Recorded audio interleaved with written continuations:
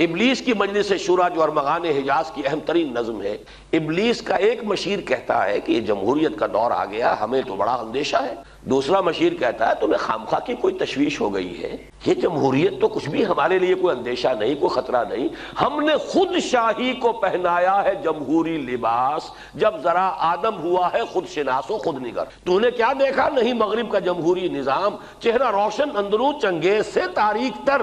موجودہ دنیا کی جمہوریت اس دی ڈکٹیٹرشپ آف دی کیپٹلسٹ، امریکہ کا نظام اگر اسے جمہوریت کوئی کہتا ہے اس سے بڑا پاگل کوئی نہیں۔ دیو استبداد جمہوری قبا میں پائے کو، ملین ایئرز نہیں بلین ایئرز ہوں گے تو الیکشن لڑ سکتے ہیں۔ عام آدمی کی کہاں، وہ تو پرچی جیسے ہمارے عام آدمی کے ہاتھ میں ہے ویسے ہی پرچی عام آدمی کو پاگل بنایا ہے، بے وقوف بنایا ہے۔ حقیقت میں تو کھیل سرمایہ داروں کا ہے۔ جمہوریت تو تب ہوگی جب عوام کے اندر معاشی انصاف قائم ہو جائے، پھر ان کے ہاتھ میں پرچی دیجئے، پھر وہ فیصلہ کریں گے کہ اس پرچی کو وہ کس کے لیے استعمال کریں گے۔